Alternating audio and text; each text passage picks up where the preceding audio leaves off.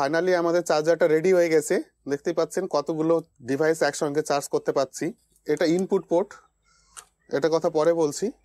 আর এইদিকে সামনে রয়েছে 4টে পোর্ট, ফাস্ট চার্জিং এর পোর্ট, এটাকে আলাদা করেছি। আর এখানে দুটো ওয়াচ একসঙ্গে চার্জ হচ্ছে। ট্রিমারে অ্যাকচুয়ালি পোর্ট নেই বলে এখানে চার্জ দিচ্ছি না আমি ট্রিমারটা। পাওয়ার ব্যাংক চার্জ হচ্ছে, স্মার্টফোন চার্জ হচ্ছে, ব্লুটুথ স্পিকারও চার্জ হচ্ছে একসঙ্গে।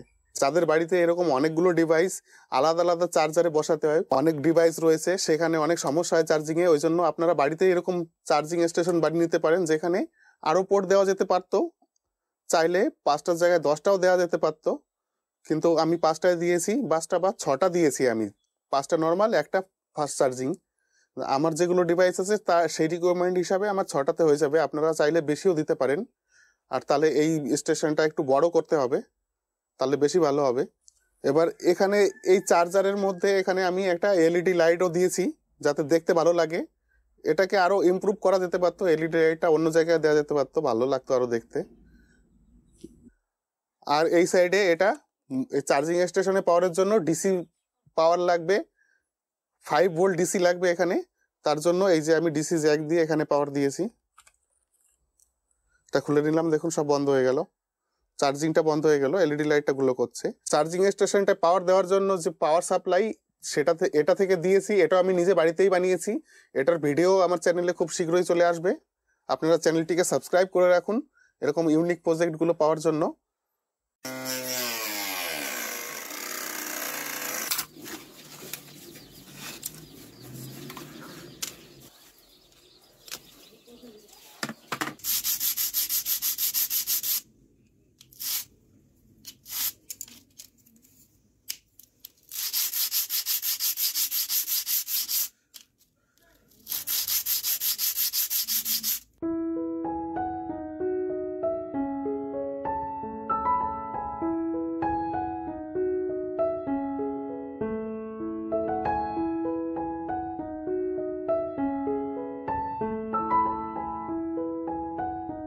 চারটে এরকম ব্ল্যাক পয়েন্টটা শর্ট করতে হবে। চারটে এরকম আমি ওয়্যার সোল্ডারিং করে নিয়েছি, ডাবল দিয়েছি কারণ এটা হাই এম্পিয়ারে যাবে। নেগেটিভটা নিয়েছি, এবার পজিটিভটা সেম টু সেম এরকম করব। পরপর 4টে জায়গায় সোল্ডারিং করতে হবে, জন্য 4টে পয়েন্ট করে নিচ্ছি। মানে নেগেটিভ আর পজিটিভ আমরা কমন করে নেবো এখানটাতে।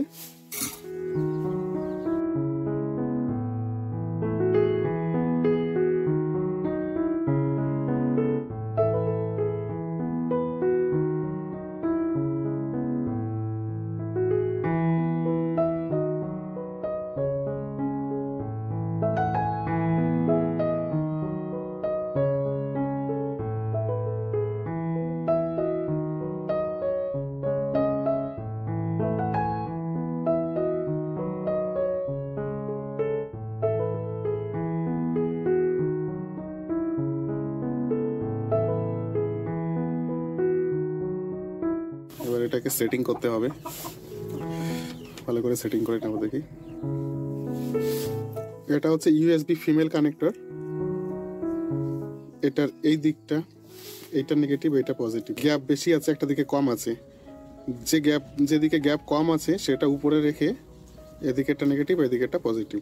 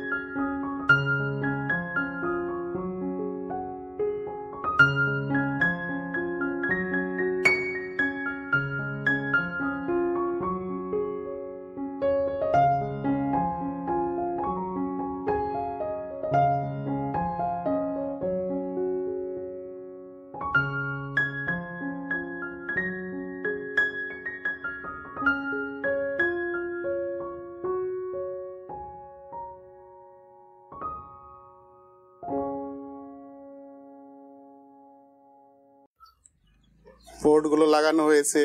এরপরে এখানে আরেকটা পোর্ট লাগাবো, এটা ফাস্ট চার্জার লাগাবো। আর এটা হচ্ছে একটা এলইডি লাইট দেবো, সেটার জন্য এটার এলইডি ড্রাইভার ঠিক না, এটা হচ্ছে 12 ভোল্টের এলইডি দেবো, তার জন্য 12 ভোল্টের এসএমপিএস দিয়েছি। আর এখানে সাইডে একটা এরকম ভাবে ব্যারিয়ার দেবো, এই সাইডগুলোতে পাশগুলোতে ব্যারিয়ার দেবো, তার জন্য কেটে নিয়েছি, ম্যাচিং করতে হবে।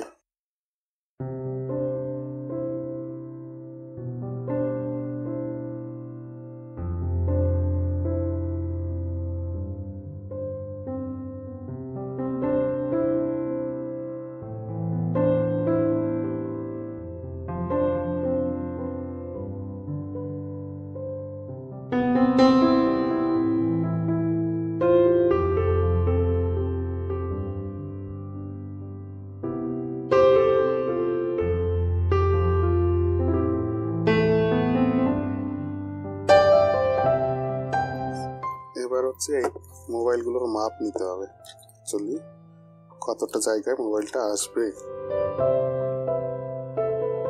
এতটা করলে হয়ে যাবে না? বেশি হবে, এটা দেখে আইডিয়া আছে। তো বেশি হোক একটু।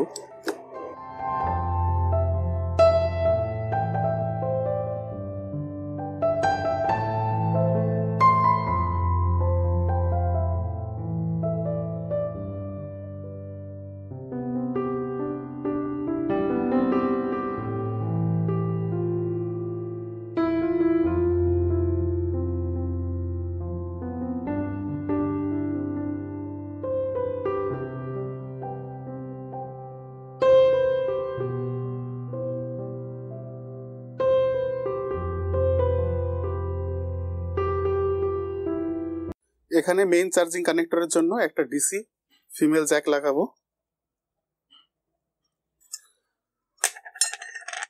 সুন্দর করে মুড়ে দিলাম, মুড়ে দেওয়ার পরে আমরা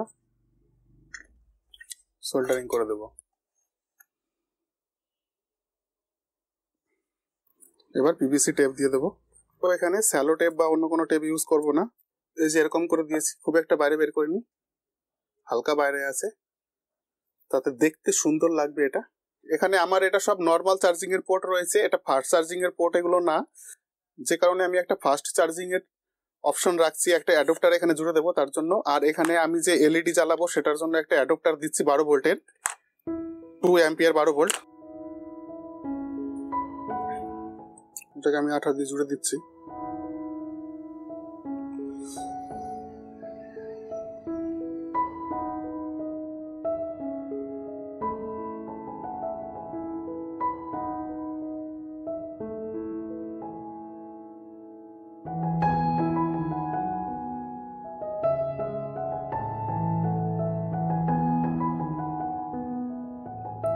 এই দুটোতেই এসি কানেকশন যাবে, ওই জন্য দুটোতে কমন করে দিচ্ছি, এখান থেকে আউট করে নেব। এটাতে সোল্ডারিং হবে না, তার জন্য আমি কেবলটা ভালো করে পেঁচিয়ে দিচ্ছি।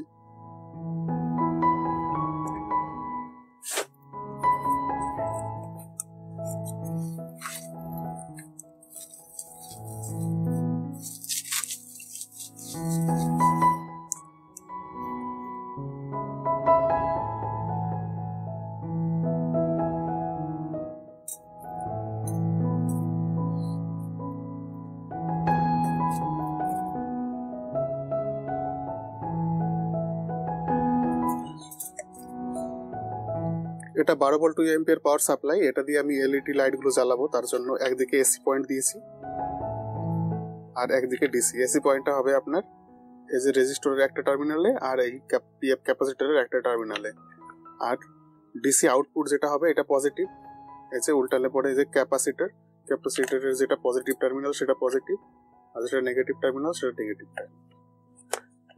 এইবার পজিটিভ থেকে পজিটিভ বের করে নিচ্ছি, এই পাশে একটা নেগেটিভ হবে।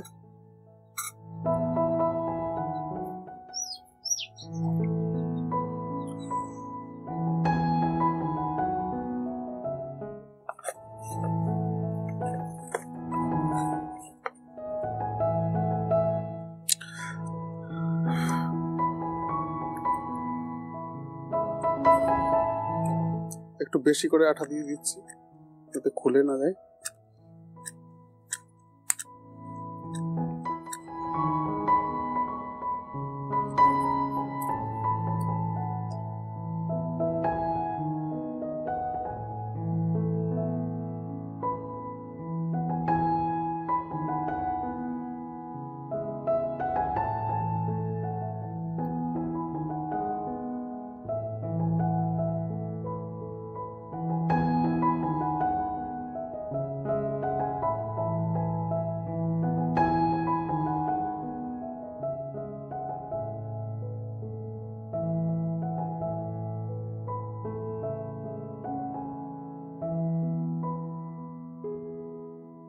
এলইডি লাইট গুলো জ্বালানোর জন্য কানেকশন করব। এই সাইডটা যেদিকে হলুদ কালার রয়েছে সেদিকটা নেগেটিভ, ওয়্যারগুলো কানেক্ট করতে হবে।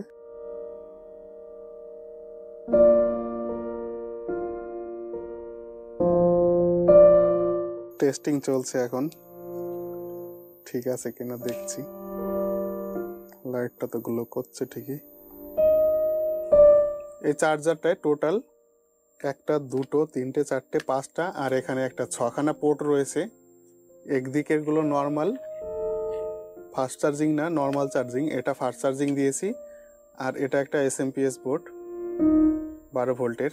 এখানে যে নিয়ন ল্যাম্পগুলো রয়েছে, এই নিয়ন ল্যাম্পটা জ্বালানোর জন্য এখানে 12 ভোল্টের এসএমপিএস নিয়েছি। এটাকে এসি পাওয়ার দিয়েছি, এখান থেকে একটা আউট করেছি এখানে এই সাইডে। আর এই অ্যাডপ্টারেও একটা পাওয়ার দিয়েছি, এটা ফাস্ট চার্জিং এর অ্যাডপ্টার। বন্ধ করে দেবো, এবার আঠা দিয়ে জুড়ে দেবো।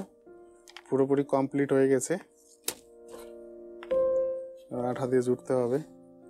এদিকে গ্যাপটা দিয়ে একটু বের করে নিই তারটা।